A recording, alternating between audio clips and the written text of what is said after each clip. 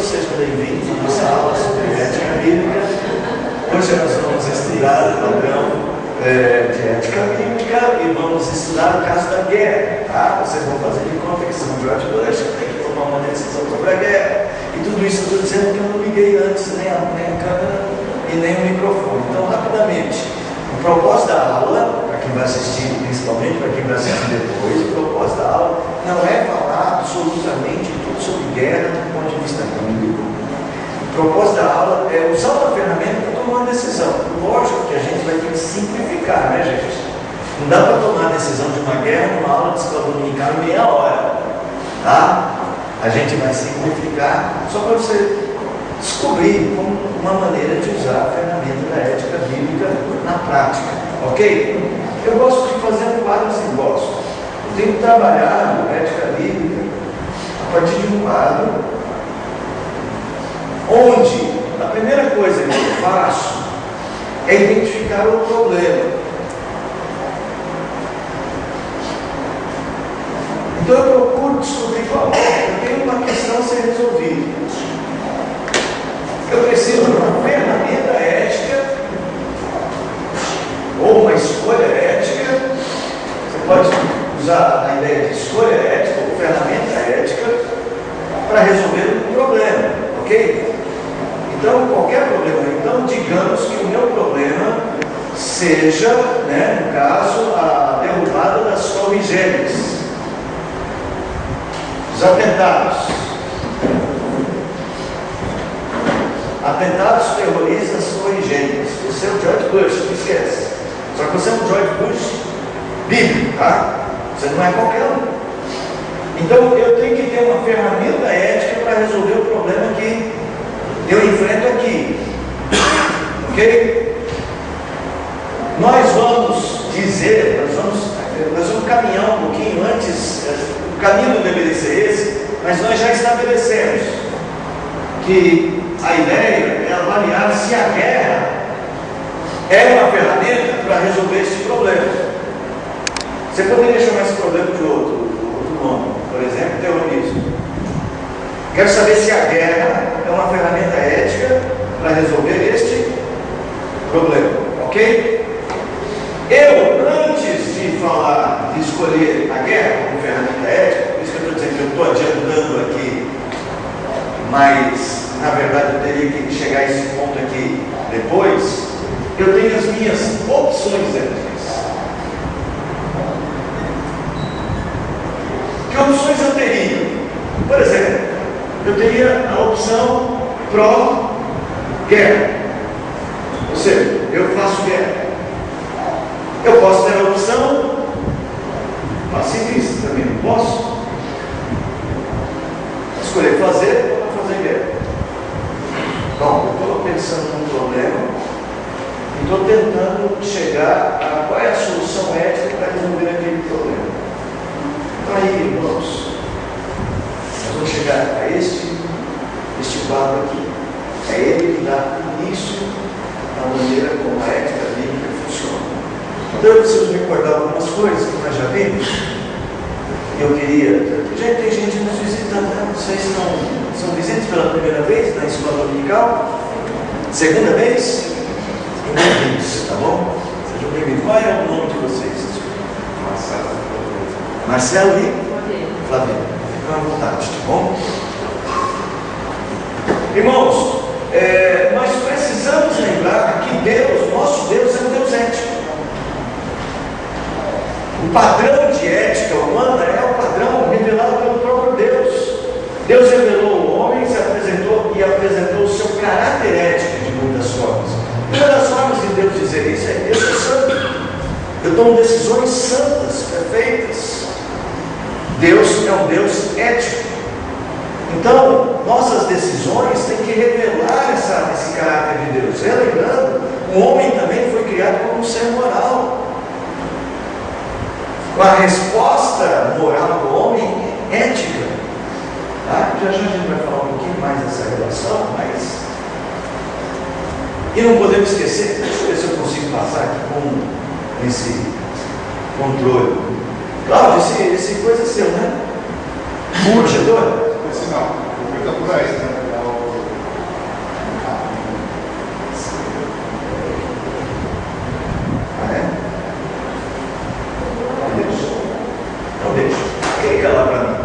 Fica lá para mim. Fica aí clicando. Eu faço assim, eu não sei clicar.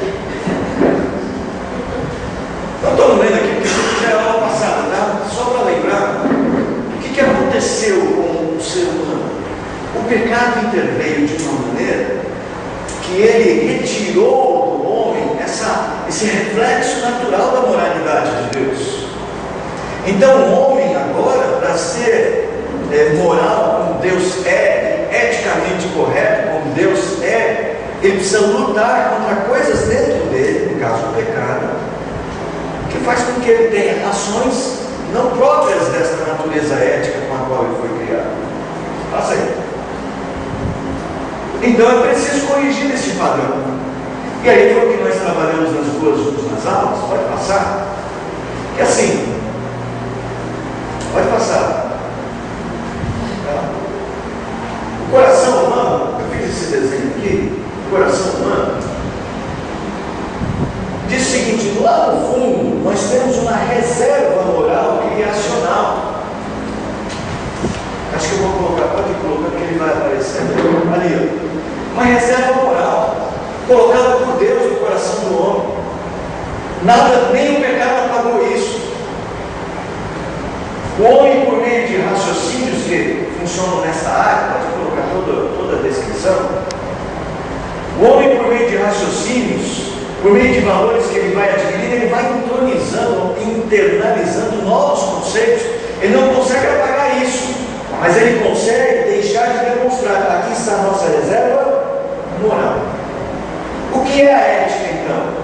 É a busca desses valores profundos para dar uma resposta em termos de atitude. Então eu vou lá nessa busca de valores profundos e dou uma resposta. Quando a ética está distorcida, naquele segundo nível ali, ó, nesse segundo nível aqui, aqui estão valores éticos que são aprendidos. Quando eles estão distorcidos, a gente não consegue fazer uso adequado dessa reserva moral. Então, só para exemplificar, os povos mais primitivos, eles demonstram alguns valores éticos, como por exemplo, a absoluta maioria dos povos mais primitivos tem um senso de amor. Pais têm filhos e amam. As demonstrações ou o modo como este amor é revelado mudam culturalmente, mas mesmo assim mudam respeitando a vida. Sempre tem um respeito à vida, um valor moral profundo plantado por Deus, mas às vezes os elementos culturais formam uma valorização da vida diferente de um povo para com o outro. Então você vai ter pontos, aqui no Brasil se falava muito de algumas nações indígenas que quando nasciam duas crianças no mesmo parto, gêmeos, que fossem gêmeos univitelinos, havia um povo, não sei se é o povo guarani, eles matavam um deles porque achavam que um deles era do espírito. Foi lá fora que falava. Do espírito. Então veja, havia uma valorização. Você fala assim, nossa, que coisa horrível. Mas é que o conceito cultural, alguns valores que esse grupo étnico assumiu, é que eles queriam proteger a vida do filho verdadeiro, matando o espírito. Eu sei que parece confuso para nós, mas havia um senso de valor à vida, mesmo num ato contra a vida. Deus, não dá para entender isso? No conceito cultural, religioso daquele povo, eles estavam protegendo alguém, matando alguém. É lógico que essa não é uma ética bíblica e precisava de mudanças, mas era um princípio fundamental que estava agindo aqui, mas que tinha sido deturpado por valores que foram aprendidos. Esses valores aprendidos, eles podem ser mais duráveis ou mais permanentes, porque ali valores transitórios, mas um pouco mais arraigados. São as coisas que você aprende na sua família, que depois que você cresce, você fala assim, essas coisas eu aprendi com meu pai. Tem muita gente que gosta dessa fala, e ela é uma fala natural, porque ela é verdadeira. Essas valores que são arraigados. E existem os valores mais transitórios, né? A última novela que você assistiu, eu não sei qual foi, mas ela te ensinou alguma coisa e você achou que aquilo era o máximo, ou o último livro que você leu do Augusto Cury, né? E ela, puxa, agora eu sei tudo sobre a vida. E de repente você vai ler o próximo livro e você fala, agora eu não sei mais nada sobre a vida. Tudo que eu sabia antes deixou de... São os valores transitórios. Esse é a mente humana, tá? Ela precisa ser transformada. A ética bíblica diz o quê? Bom, para que eu possa usar o melhor dos valores criacionais, eu preciso usar a Bíblia como padrão para ir buscar isso lá e trazer o valor ético. Não é assim que funciona. Eu uso a palavra de Deus, eu não deixo me guiar pelo que a minha mente construiu sozinha, eu deixo que a Bíblia construa minha mente para que eu vá a esse acervo moral e faça a escolha ética adequada para como agir. E ela vai consertar muito do que a gente às vezes tem guardado no coração. Eu gosto de usar um exemplo, é mais fácil de se entender, o exemplo do perdão. Quando a gente usa só o coração humano para perdoar, muitas vezes a gente não perdoa. Mas quando a gente lê Jesus Cristo dizendo que a gente deve perdoar 70 vezes 7, mesmo que eu não queira, o que eu faço? Começo a internalizar na necessidade e aprendo. Aos poucos, esses valores da Bíblia vão se tornando valores mais duráveis no meu coração. E aí eu não preciso mais pensar tanto para resolver. Eu uso uma comparação, usei aqui, é igual aprender a dirigir. Quando você está aprendendo a dirigir, no início, tudo é muito racional, né? Agora eu tenho que apertar a embreagem e apertar a primeira. Começar a acelerar e ir soltando devagar o pé esquerdo para não dar tranco. Aí de repente você sai. Depois de um tempo você aprendeu, você nem lembra, mas você não precisa pensar, não precisa ser um movimento racional, assim. Ele é um movimento racional, mas um movimento mais natural. Ética também. Quando a gente vai aprendendo a ser menos amargurado com as pessoas, porque a ética bíblica vai produzindo isso, mas alguém te ofende, você não sente tanto quanto você sentia antes. Mas alguém erra, você não é tão dramático para lidar com o erro de alguém como você era antes. Porque você está aprendendo a lidar com essa ferramenta do perdão, do valor ao próximo, de entender as falhas dos outros, porque é assim que a Bíblia nos transforma. Ok? Então, esse é o extrato do que você tem que fazer. Tá? Na nossa aula hoje, pode passar? Vamos em frente, vai. Isso aí tudo eu já expliquei. Então, nós vamos começar. Não, nós vamos começar por aí. Vamos começar mais. Adianta. Adianta um pouquinho. Aí. Eu quero falar o seguinte. A gente precisa então, primeiro, eu tenho um problema e eu preciso voltar aqui. Eu preciso voltar à palavra. Eu preciso voltar a Deus para definir. E a primeira coisa que a gente deve fazer para fazer boas escolhas éticas é qual é a estrutura da criação. Ou, como eu chamei lá, estrutura criacional. Como Deus fez o mundo para ele funcionar. Como deve ser o mundo, como deve funcionar o mundo no padrão de Deus. Ok? O nosso problema, então, a gente vai lidar com a questão da guerra, não é isso? Então, nós vamos levantar na estrutura criacional alguns elementos. Aqui eu estou levantando alguns, você pode pensar em outros. Quando eu olho para a Bíblia, o que a Bíblia fala de como deve funcionar o mundo? Abra lá em Gênesis. Em Gênesis. Quero que vocês leiam Gênesis capítulo 1, versos 16 e 17. E uma mulher lê Gênesis 1, 16 e 17. E um homem lê Gênesis 2, 25. Gente, não peguei nem a minha Bíblia. Pega a minha Bíblia na minha bolsa aí, por favor. Não, tem que ser a minha. Tem que Se a minha, eu vou te dizer porque por causa do do texto, vocês não estão nos versículos. Vai lá, mulher, lê aí Gênesis 1. Uma mulher.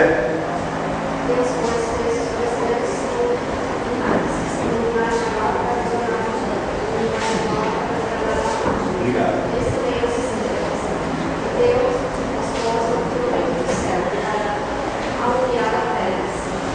Irmãos, por que eu li esse texto? Lembra que é isso aí? A ideia é o seguinte: a gente tem que voltar para a estrutura criacional, entender como Deus fez o mundo, para depois tomar uma decisão ética. A decisão ética tem que ser sempre assim: como Deus quer que essa coisa funcione, como Deus projetou as coisas para funcionar. Uma das coisas que Deus fez é que Ele criou um universo em harmonia. As coisas funcionam para a harmonia do universo. É o que eu estou chamando aqui de ideal da paz. Está ali, atrás daquela mancha. Vamos lá. O ideal da paz é o ideal da harmonia.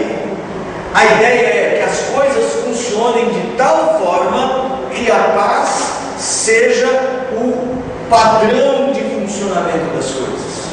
Ok? E isso tem a ver com as coisas naturais, assim, com os elementos naturais.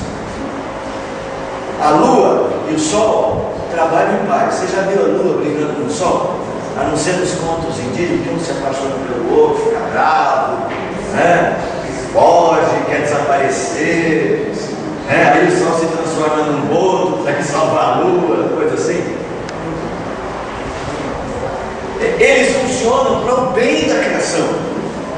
E aqui Deus ordenou, colocou um para iluminar o dia, o outro para iluminar a noite, governar o dia e governar a noite. Olha, essa palavra é muito importante. O outro ideal é o ideal de progresso. No livro de Gênesis 2:25. Estou querendo correr demais, tem que ir devagar. Gênesis 2:25. Olá, gente. Um e outro, o homem e sua mulher estavam nus e não se envergonhavam. Eu quero que você perceba que as relações humanas, isso aí é um texto antes do pecado, as relações humanas, elas eram de paz. É uma maneira de Deus dizer o seguinte: havia uma relação transparente, havia uma relação honesta, havia uma relação pacífica. Não havia muros, não havia desavenças, não havia juízos condenatórios. Deus criou as coisas para funcionarem, tanto as coisas que funcionam pelas leis naturais, quanto as coisas que funcionam pelas leis culturais, a cultura humana. O homem desenvolveu um relacionamento, a mulher foi trazida ao homem. Deus vê que o homem está só, cria a mulher, ele acha a mulher linda, ossos dos meus ossos, carne da minha carne, chamar-se-á varoa, por quanto do varão foi tomado, dá um abraço, dá um beijo, é carinhoso, é afetuoso com ela, ela corresponde, e diz que o desenvolvimento desse relacionamento, se você percebe bem esse versículo, eles estavam frente a frente, eles não se envergonhavam. É como se o texto estivesse dizendo assim: a convivência deles não tinha afastamentos. A vontade de um era a vontade do outro. Não, a vontade de um era a vontade do outro. Porque era a vontade de um respeitava a vontade do outro. Tinha estereótipo. Veja, não tinha mácula nenhuma nesses relacionamentos. Era um relacionamento criado por os relacionamentos. A intervenção cultural do homem. Veja, o homem foi criado e colocado no jardim para cuidar do jardim, mas não só para guardar, mas também para cultivar. Resolveu tudo, hein? O homem, obrigado. O que é? Não, eu vou tomar aqui, jogar o café na louça. Veja que a ideia é que eu tenho que estabelecer qual é o padrão de Deus no funcionamento das coisas. Eu estou lidando com um problema de relacionamentos. Qual o padrão de Deus? O primeiro padrão de Deus é o ideal de paz. Mas não é só o ideal de paz. O homem não foi colocado no jardim só para manter o jardim em paz. O homem foi colocado no jardim para cultivá-lo. Isso implica em desenvolvimento. No jardim tem que ter ordem e tem que ter progresso. Jardim de Deus. Abra lá em Gênesis capítulo 2, verso de número 15. Gênesis 2, 15. Quer achar quanto ler?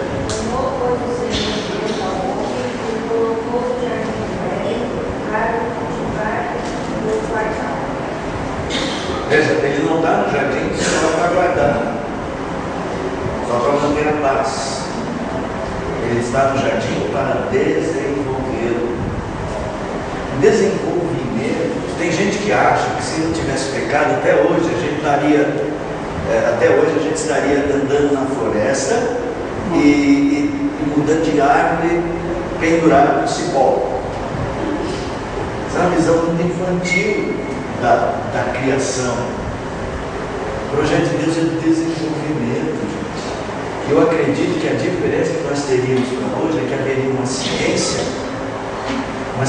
santa, ética. Tem uma pessoa que diz, qual seria o sistema político? Eu não sei. O que eu sei é que seria um sistema ético. Seria um sistema que guardaria o princípio de relacionamento em paz, o princípio de progresso para todo mundo. É assim que Deus criou a estrutura para funcionar, dá para funcionar assim. Esse ministério de desenvolvimento, ele é visto principalmente no governo, porque a ideia de governo não é uma ideia, eu falei para vocês, guarda a palavra governo lá de Gênesis 1. A ideia de governo não é uma coisa construída apenas pela cultura humana, ela é parte da estrutura criacional, gente. É preciso haver governo, não é porque tem que ter alguém que manda, é um jeito humano de mandar nos outros, não. É porque governo é uma estrutura de Deus. Vou pegar alguns textos. Alguém lê para mim em 1 Timóteo 2, 1 a 3. 1 Timóteo 2, 1 a 3. E depois, outra pessoa já em Isaías 9, 6 e 7. Se eu deixo o relógio aqui, não, porque eu quero dar trabalho para vocês, eu não quero usar todo o tempo. Quem achou aí? 1 Timóteo 2. Foi 1 Timóteo 2, de 1 a 3, é isso que eu falei? Sim. Manda ver.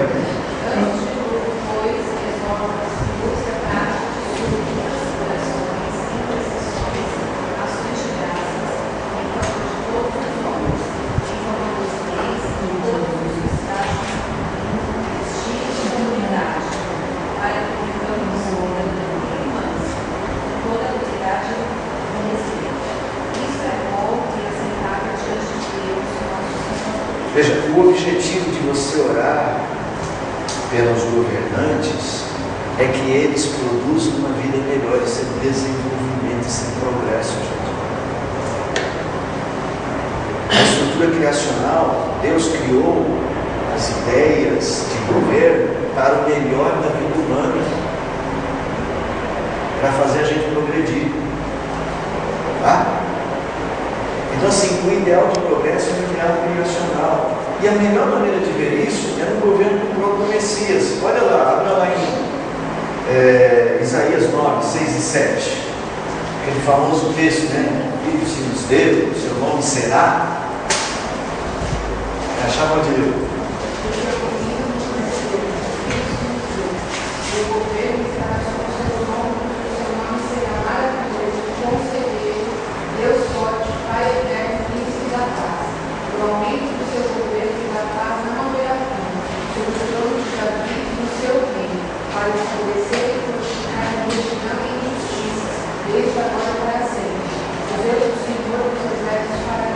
E aí você está vendo que este progresso do governo do Messias tem tem a ver com o ideal de paz também.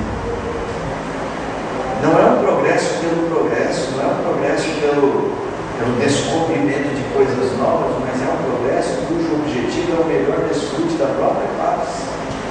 Então existe um ideal de progresso na criação. E o próximo ideal é o ideal de glorificação. Gente, eu estou tentando ir rápido. Se alguém tiver alguma dúvida, alguma pergunta, por favor, não se incomode em fazer, tá? Só interromper, ok? O progresso o ideal de glorificação é o ideal de que uma sociedade que vive assim, o resultado dessa sociedade é a glória de Deus. Como é que Deus é glorificado na vida humana? Quando a vida humana vive do jeito que Deus a fez, ou vive do modo para o qual Deus a criou. Você vai glorificar a Deus quanto mais próximo você estiver do padrão criacional de funcionamento. Tem gente que acha que vai glorificar a Deus mais quando ele canta mais na igreja. Isso é infantil, né? Achar que a glória de Deus é só nos louvores cantados ou nas orações bíblicas. Não, a glória de Deus é no funcionamento da criação. Entre as coisas do funcionamento existe a adoração. O homem ser capaz de perceber a beleza de Deus na harmonia de tudo e glorificar a Deus adorando. Dá para entender isso, gente? Vai complicar. Mas quando você funciona do jeito certo, você glorifica a Deus. Por exemplo, um pai que ama, que cuida, que educa os seus filhos de forma bíblica, ele está glorificando a Deus? Está? Por quê? Um pouquinho além disso. Não é só porque ele está ensinando o filho dele. Eu estou perguntando se este pai está glorificando a Deus fazendo isso. Você está dizendo é porque ele está ensinando. Sim, mas é mais do que isso. Ele está obedecendo. Quem? O pai ou o filho? O pai está obedecendo a Deus. Porque vocês dois estão falando a mesma coisa. Eu estou ouvindo você e ouvindo outra voz e as duas falando a mesma coisa. Porque o pai está obedecendo a Deus. É isso, mas é mais que isso. Porque o pai foi feito para fazer isso. Não é só que ele está fazendo, que ele está obedecendo a Deus. Não é só que ele está fazendo porque o filho está aprendendo a obedecer a Deus, mas é porque ele está fazendo aquilo para o qual ele foi designado pai. Nós somos pais para educar nossos filhos. Nós somos feitos pais para educar nossos filhos no caminho de encontrar o ideal da criação.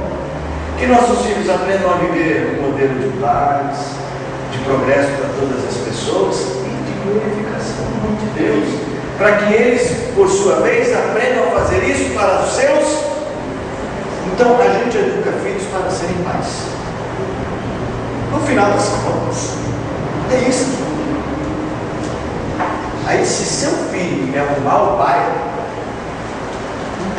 se ele não é um bom pai para os seus netos, você tem dedinho de vara. Mas não é só você, né? Lembra que o coração do seu filho tem pecado que desestrutura. O pecado desestruturou isso de nós. Quando hoje, vou pular para um outro assunto ético. Quando hoje você vê uma sociedade que diz que família não importa, é uma sociedade que está fugindo de estruturas criacionais. Ela não vai dar certo. Entendeu? Ela está rompendo estruturas criacionais. Ela vai tentar encontrar outros modelos e não vai dar certo. E isso não glorifica a Deus. Pode dar o nome que for.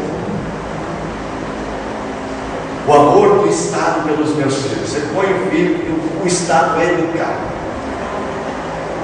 Gente, não existe esse padrão. Criacional não.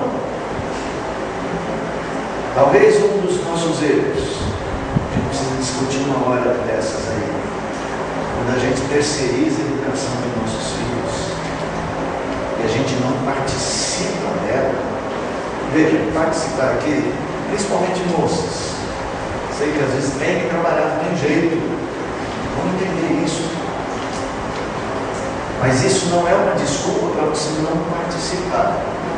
Mas quando eu falo moças, eu não posso esquecer do papel dos homens, porque nós homens somos os mais culpados pela desestruturação da família, porque nós abrimos mão de participar da educação dos filhos, nós construímos uma cultura de que quem educa são as mulheres. Quer ver? Não precisa ir longe. Vai no departamento infantil e conta quantos homens estão dando aula para crianças. Não precisa ir no departamento infantil, vai na escola do seu filho. Lógico, as mulheres têm mais sensibilidade, têm uma série de coisas, mas elas se envolvem mais nessa construção educacional. Agora, homens também falharam demais, se omitindo da construção educacional dos filhos. Pais têm que criar filhos, é a nossa função. Só que funções diferentes, pai e mãe. Uma hora a gente discute isso. Tá bom? O que eu estou apontando é a estrutura criacional, ela tem que ser a meta da nossa ética. Então o que acontece aqui? O que eu estou dizendo aqui, a minha ferramenta ética, ela tem que olhar para a estrutura criacional. E eu tenho que fazer a escolha dela a partir da seguinte pergunta: qual a melhor maneira de eu resolver o problema, trazendo as coisas para funcionarem da maneira estruturalmente planejada por Deus? Entendeu o mecanismo, gente? Se vocês não estão falando nada, eu não sei. Está tudo bem aí? Vamos lá, vamos pegar um probleminha, vamos pegar uma questão. Meu filho me desobedeceu. Qual é a estrutura criacional sobre a obediência aos pais? O filho tem que obedecer ou não? Tem que obedecer. Tudo bem, o filho tem que obedecer. É a estrutura criacional. O meu filho me desobedeceu, teve desobediência. Qual é a ferramenta que eu vou usar para trazer ele de volta para a estrutura criacional? Eu tenho algumas opções éticas. Eu posso não fazer nada. Eu posso parabenizá-lo, olha, é isso mesmo, você tem que ter caráter, não, você tem que ter, como é que fala? Personalidade. Eu já vi uma psicóloga falando, não briga, criança é uma coisa, cara, está desenvolvendo personalidade forte. Tá? Não, gente, não pense que não tem essa possibilidade de escolha ética, tem. Ou eu posso disciplinar, vai.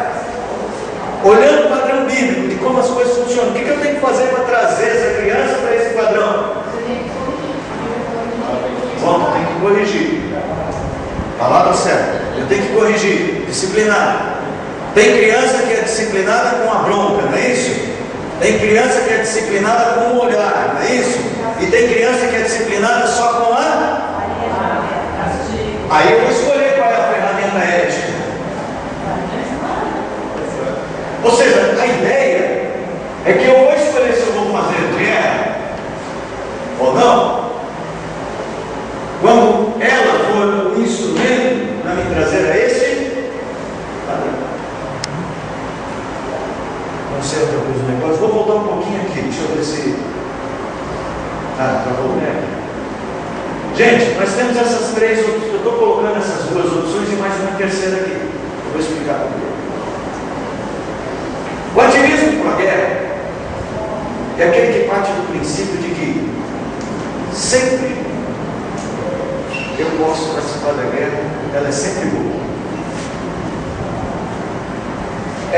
Gente, existem cristãos ativistas por uma guerra.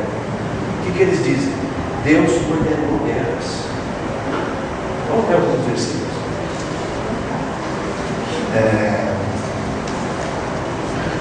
Separei aqui, Josué 8:1. Josué 8:1. Quem achar pode ler. Josué 8:1. Disse o Senhor a Josué: não temas, não te atemorizes. Toma contigo toda a gente de guerra e dispõe-te. E sobre a Ai, olha que entreguei nas tuas mãos o rei de Ai, e o seu povo, e a sua cidade, e a sua terra. Muito bem, olha aqui. Deus mandou fazer guerra, gente. Se Deus mandou fazer guerra, a guerra é uma coisa lícita.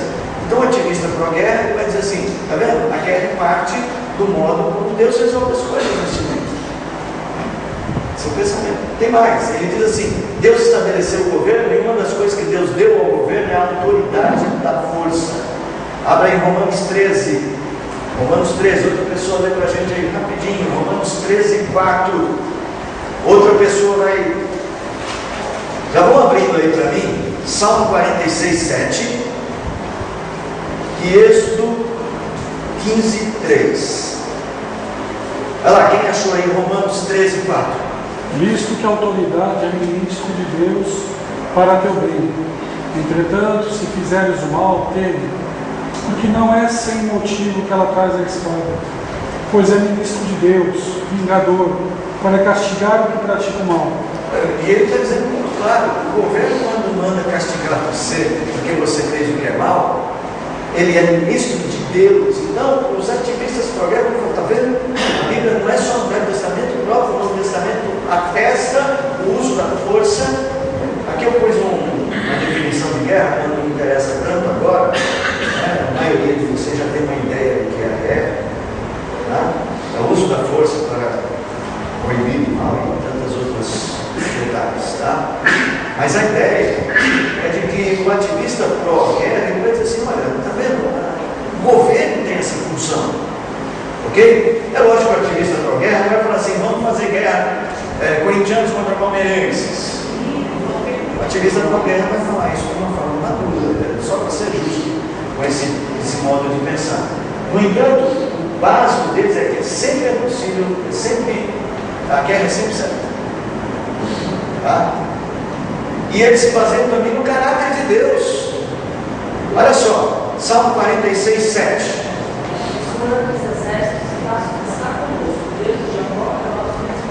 O nome de Deus que ele usa é Jeová Sebaote, o Senhor das hostes, ou Senhor dos exércitos. Isso define o caráter de Deus, gente. Deus é o Senhor dos exércitos. Lembra que o nome de Deus define é uma maneira clara da Bíblia definir o caráter dele. Ele é Senhor dos exércitos. Outro texto, olha só, esse é mais direto ainda. Êxodo, capítulo de número 15, verso 3.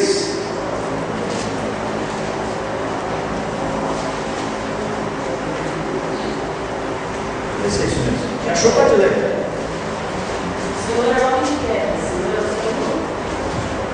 O Senhor é homem de guerra. Tem até aquela música, né? Homem de guerra, Jeová. O Senhor, Jeová é o seu nome. O nome mais santo de Deus, Jeová, isso que implica na santidade absoluta de Deus, e a fé, é associado aqui à ideia de Deus ser de guerra. Então, o ativista pró-guerra, tudo certo aqui. Bom, o problema do ativismo pró-guerra é que ele tem que lidar com os muitos textos bíblicos que trabalham a atitude de paz como modelo de relacionamento. Vou dar alguns exemplos. Abra lá deixa eu pegar aqui, Mateus 5, 43 a 45. Mateus 5, sermão da montanha, Jesus falando, né? Esse aí é difícil para o ativista pró-guerra. O que diz aí, Mateus 5, 43 a 45? Foi dito, amarás o teu próximo e odiarás o teu inimigo. Eu, porém, te digo, amai o próximo inimigo e orai pelos que vos perseguem, para que vos torneis filhos do vosso Pai Celeste, porque ele faz nascer o sol sobre maus e bons, e chuva sobre justos e injustos. Veja só, como Jesus diz assim, amai os vossos inimigos, ele coloca esse amar os seus inimigos como uma imitação do padrão ético de Deus, para que nos assemelheis ao vosso Pai Celestial. Lá na frente, não sei qual é o versículo, mas uns 2 ou 3 versículos para frente, diz assim, santos sereis, porque o vosso Pai Celeste, não perfeitos, né? Como perfeito é o vosso Pai Celeste, vocês devem ser perfeitos também. Então veja, o ativista pró-guerra não pode se omitir de ler também esses textos. Mais um texto só para servir de exemplo, Romanos capítulo 12, versos 17 a 21. Esse vocês conhecem, não paguei mal com mal, mas pagarei com mal com bem. Se o teu inimigo tiver fome, manda uma bala na cabeça dele? Não. Uma bala doce. Uma bala doce. Vai lá, lê pra gente, só para ver o texto. A ninguém torneis falso não, procurai as coisas dignas perante todos os homens. Se for possível, quanto depender de vós, que façam a todos os homens. Não vos vingueis a vós mesmos, amados, mas dai lugar a de Deus, porque está escrito, minha é a vingança, eu retribuirei, diz o Senhor. Antes, se o teu inimigo tiver fome, dá-lhe de comer. Se tiver sede, dá-lhe de beber. Porque fazendo isso, arrancarás brasas de fogo sobre a sua cabeça. Não te deixes vencer o mal, mas vence o mal com o bem. Então, um ativista pró-guerra precisa lidar com esse versículos como esse, com textos bíblicos como esse. Vamos olhar para outra atitude, o pacifismo absoluto. É aquele que diz que a guerra nunca é certa. Gente, só para economizar tempo, inverte a moeda, né? Assim como ele tem muitos textos que vão apontar para a paz como modelo ideal, e nisso eles estão completamente certos, a paz é sempre o primeiro ponto de partida, eles não podem esquecer dos textos que falam que Deus é nome de guerra, o texto que fala que Ele é o Senhor dos Exércitos, o texto que fala que muitas vezes é preciso usar a força para buscar a paz. Só um texto curioso, a gente não repetir todas essas leituras. Lucas, olha aqui, Lucas 22, do 35 ao 38. É uma fala de Jesus que eu acho ela muito interessante. Lucas 22, do 35 ao 38.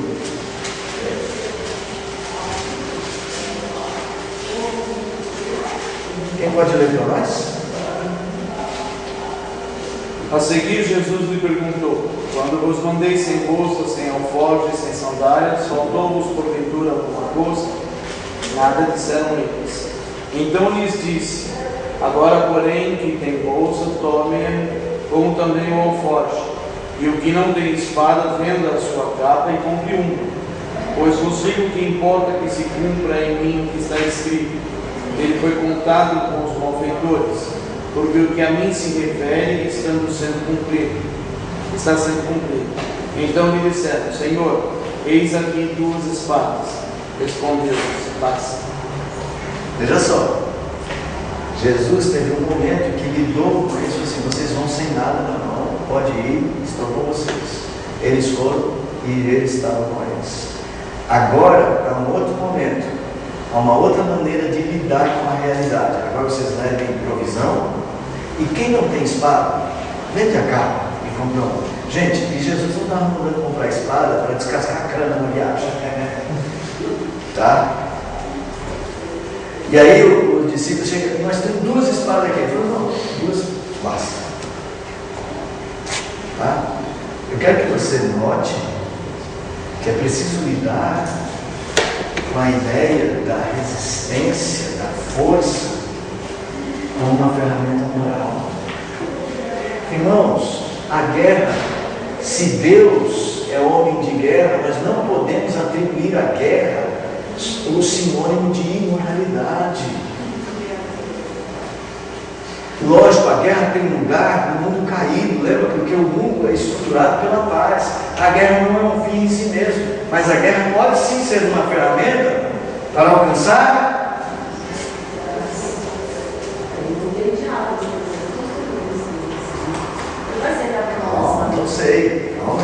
sei, a gente precisa fazer essas perguntas. A questão é: a guerra é o primeiro instrumento que eu vou usar para atingir esse objetivo? Aí é que está o ponto. Veja que o ideal de progresso é o ideal de justiça, de desenvolvimento que alcance o princípio da paz, né, no governo do Messias. A humanidade deveria ter desenvolvido ferramentas que viessem gradativamente a substituir a guerra. Uma delas, diplomacia. Gente, nunca a guerra pode ser uma ferramenta, ponto de partida para resolver o problema. Então eu tenho que perguntar: existe alguma ferramenta que eu possa usar antes da ferramenta mais drástica? Antes da chinelada, tem alguma ferramenta que eu possa usar para corrigir o meu filho e trazer para o padrão criacional? Tá? Outra ferramenta, em lugar da guerra e da morte das pessoas, pode haver sistema prisional. Não vou discutir o mérito hoje, tá? Uma tarde, um café, a gente vai discutir isso. A maneira de recuperar os delitosos. Há pessoas que podem ser recuperadas, talvez aí a gente precise não ser tão como fala, monolítico, diz assim: não tem diálogo com nenhum terrorista. A gente precisa ser menos monolíticos. Por exemplo, a Colômbia está num processo de diálogo com as partes colombianas. Eu sei, mas eu estou te dizendo que assim, né, você usou a palavra terrorista, você não. E aí, este grupo, essa definição, ele precisa ser conhecido a ponto da gente poder lidar. Será que dentro deste grupo existem lideranças menos radicais? Eu não sei, tá? Não vou entrar no mérito. Só estou te dizendo que você tem que perguntar: existem ferramentas que possam substituir a ferramenta mais dramática? Outra coisa, os limites dessa guerra. Ela será uma guerra que vai matar todo mundo, vai não ter reféns, sabe? Você tem que fazer essas perguntas, porque o seu objetivo não é matar as pessoas. O objetivo da guerra não pode ser a vingança, nós já vimos, não nos vinguemos de nós mesmos. O objetivo da guerra não pode ser dizimar completamente o inimigo. O objetivo da guerra, aqui a gente está trazendo três, né? O ideal de progresso, o ideal de glória e o ideal de paz. Agora, gente, eu preciso encurtar, eu acho que, não sei se deu para explorar pelo menos um mecanismo. A ideia não é explicar tudo sobre a guerra. Mas enquanto que vocês são o George Bush. E aí, os terroristas lá derrubaram as Torres Gêmeas e a opinião pública está pedindo de vocês uma resposta. Vai ter eleições, vocês precisam decidir se vão fazer guerra, se vão invadir o Iraque ou não. Esquece que o George Bush decidiu.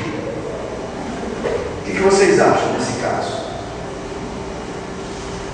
Era tudo isso errado, né? Porque o objetivo da guerra ali não era a paz, não era nada disso. Então, o objetivo era o poder. Se o objetivo não é a estrutura criacional, está errado. O que mais? Motivação, né, pastor? Certo, motivação. Se ela foi de vingança. Se ela foi de vingança, não volta. Lembrando que o criacional aqui tem a ver com uma relação de amor perfeito das pessoas ligada à paz. Certo?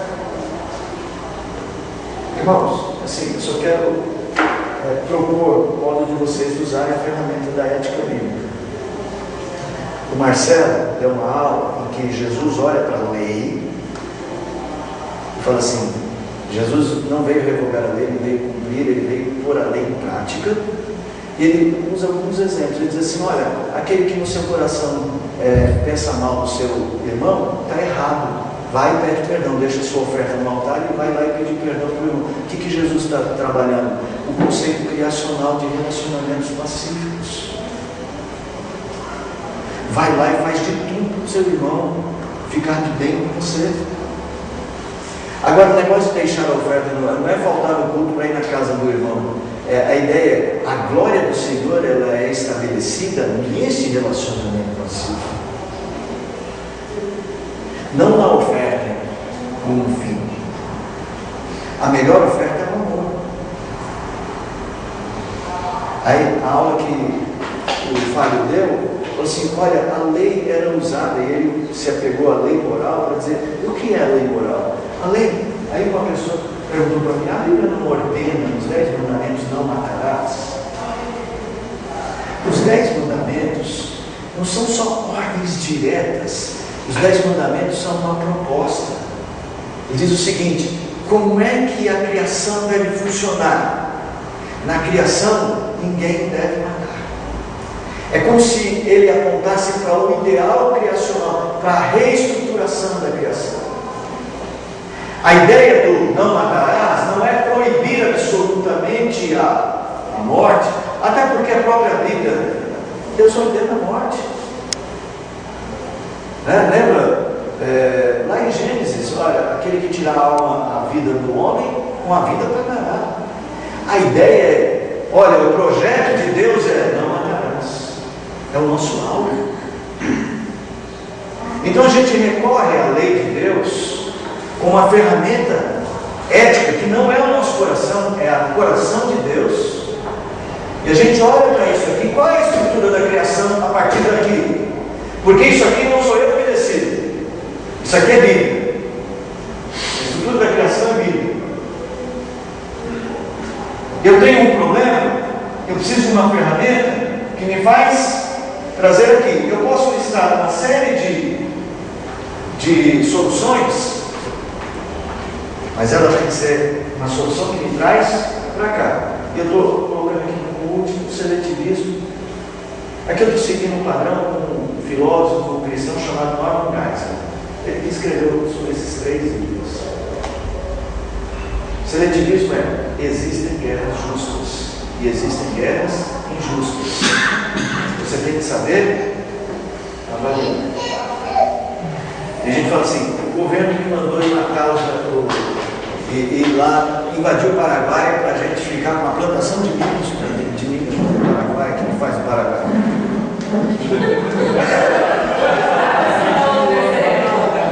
Eu fugi de usar o exemplo da Colômbia para não cair no problema de ir lá buscar a plantação dos colombianos, né?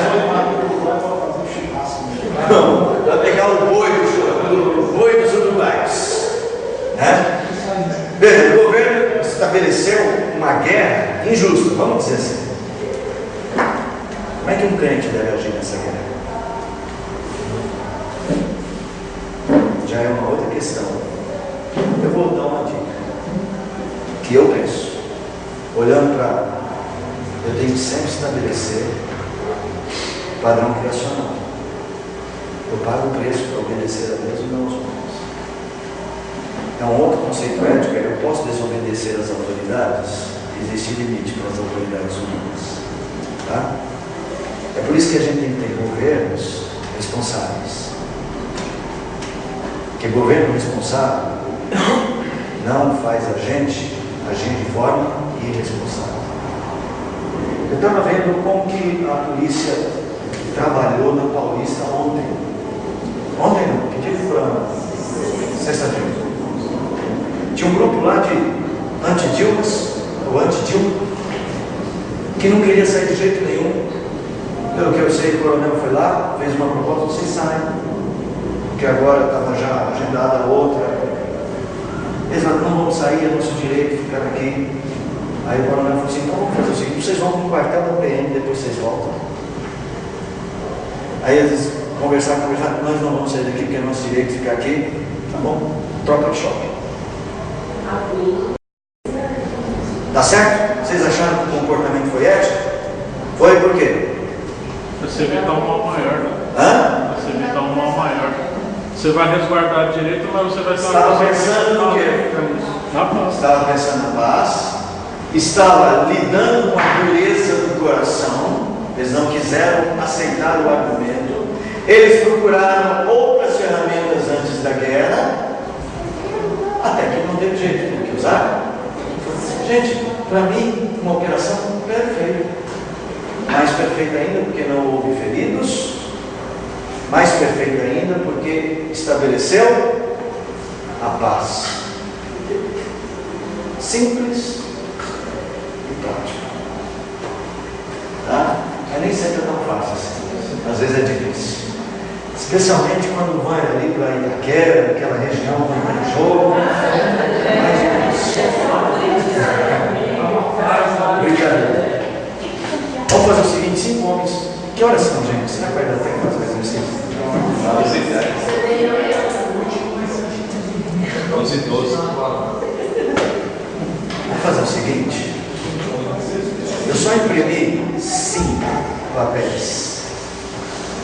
Só imprimi 5 papéis. 5? 4. 5. Só imprimi 5 folhas. Eu ia fazer 5 grupos. Eu vou imprimir mais folhas para vocês. Queria que vocês... Nem precisa, gente. Folhinha é igual que eu fiz na louça. Tá?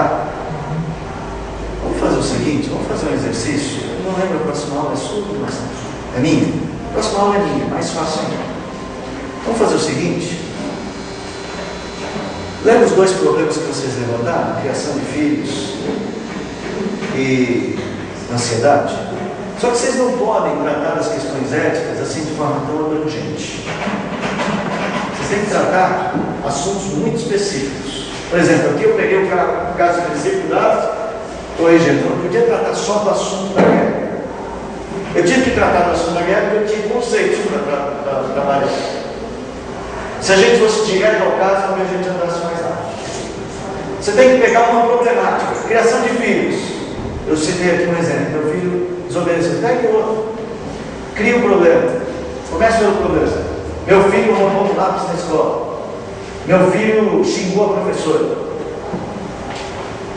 Faça esse caminho, teste, e aí a gente vai pegar alguns exemplos para a gente trabalhar na sala de aula. Pode ser assim? Acho que é uma maneira da gente tentar aplicar e discutir a ferramenta. Ansiedade? Ansiedade. Pode fazer, quanto mais vocês fizerem. Acho que é legal, porque aí vocês podem ter mais exemplos. Ansiedade. Sei lá, não fale da ansiedade como um tema, fale da ansiedade como um problema. Você ficou ansioso porque tinha uma conta para pagar e não tinha dinheiro. Como essa ansiedade? Gente, aqui eu coloquei, estabeleci princípios criacionais pensando no meu problema. Mas conhecendo a Bíblia, lembra que aqui é Bíblia? Conhecendo a Bíblia, quais os princípios do funcionamento das coisas? Quando eu não tenho dinheiro para pagar uma conta, qual é a minha saída? Qual é a ferramenta ética? Sair para roubar o banco? O que mais? Negar que eu tenho conta. Fazer assim, pago não nego, não, como é que é? Pago não nego, devo enquanto eu puder. Assim, eu sei, gente, estou brincando, pago não nego, devo enquanto eu puder. Fazer assim, não, deixa a conta lá, o governo é rico. Eu sou pobre, eu não vou pagar o governo. Qual é a ferramenta ética? Você ficou ansioso com uma conta? Ok. Aí a gente abre a aula trazendo isso. Tudo bem? Tá? Desculpa, eu demorei, né? Eu planejei errado. É que eu falo muito. Tá? Só queria que vocês fossem com esse conceito, dessa ferramenta. Ética é treino. Eu disse que no início você tem que fazer tudo isso aqui. Pensar no problema. É igual aprender a dirigir, tá?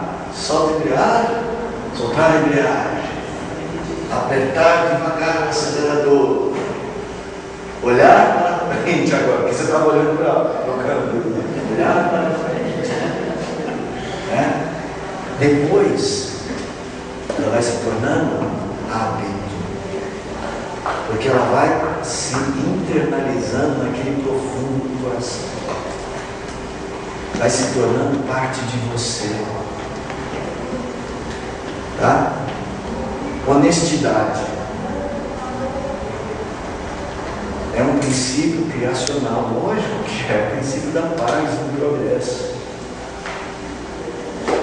Não precisa pensar para ser honesto. Conforme vai se internalizando, as inclinações à honestidade vão sendo cada vez mais naturais. Inclinação ao perdão, à paz, à justiça, à seriedade, à verdade. Tem muita coisa na estrutura criacional que a gente pode usar. Então, eu queria que vocês só entendessem a ferramenta, mas não se preocupem, porque vocês não vão precisar ter uma folha dessa para cada decisão ética. Vai chegar uma hora em que elas serão naturais. E em muitos casos elas já são. Graças a Deus. Ok? Perguntas para finalizar? Pode ser um pouco polêmico. Pode, lógico. E o dilúvio dentro dessa... Oi? O dilúvio. O dilúvio? Vamos lá. Boa pergunta. O dilúvio. O que Deus fez? Dilúvio. Vamos pensar que o dilúvio foi uma ação drástica de Deus. O que Deus estava fazendo com o dilúvio? Gênesis 6. O que Deus fez? Olhou para o coração do homem, que ele era continuamente mal. O que Deus fez? Deu piti e resolveu destruir a humanidade? Não. Deus estava vendo que a sua estrutura de criação tinha deixado de ser usada pelo homem. Deus estava corrigindo. Deus destruiu todo mundo. Escolheu Noé para recomer. O que ele estava fazendo com o mundo? Trazendo o mundo, os problemas dele para de volta para uma estrutura. Agora, abra lá em Gênesis. Olha só que interessante.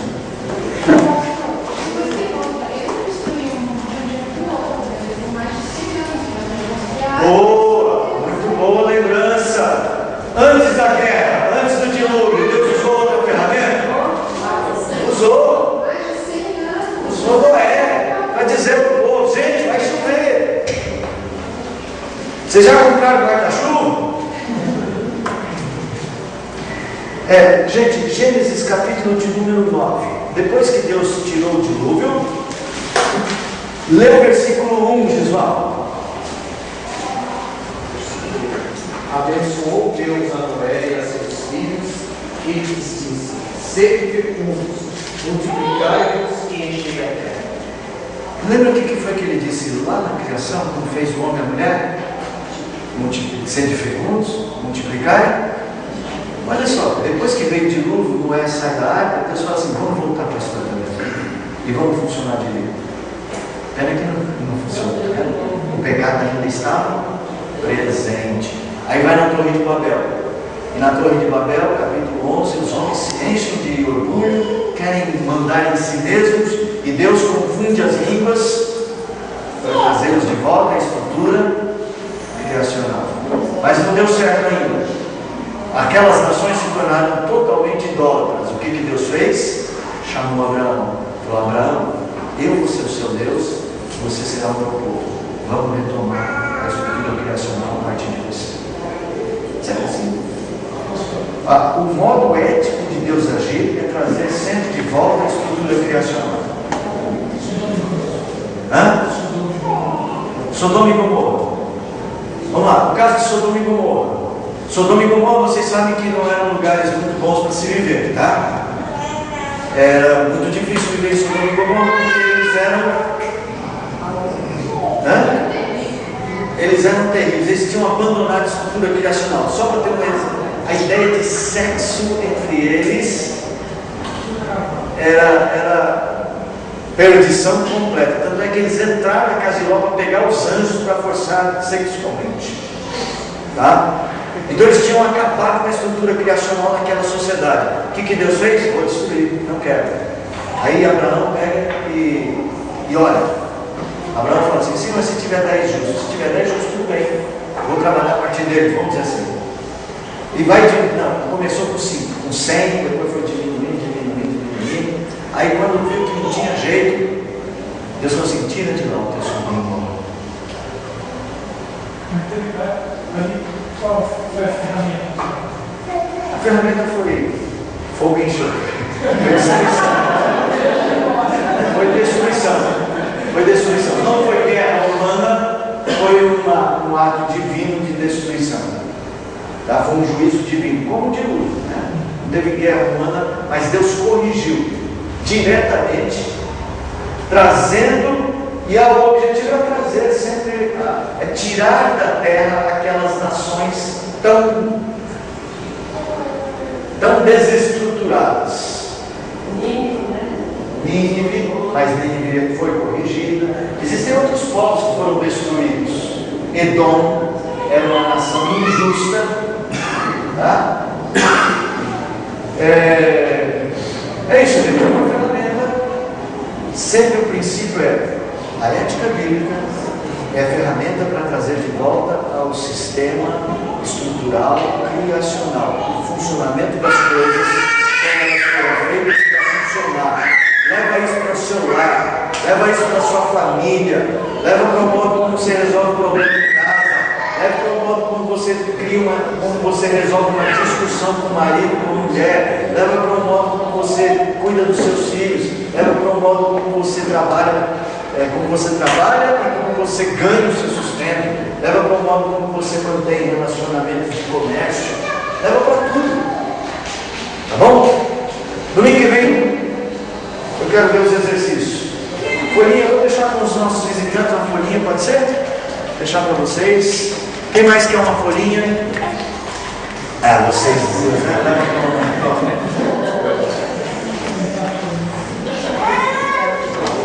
Gente,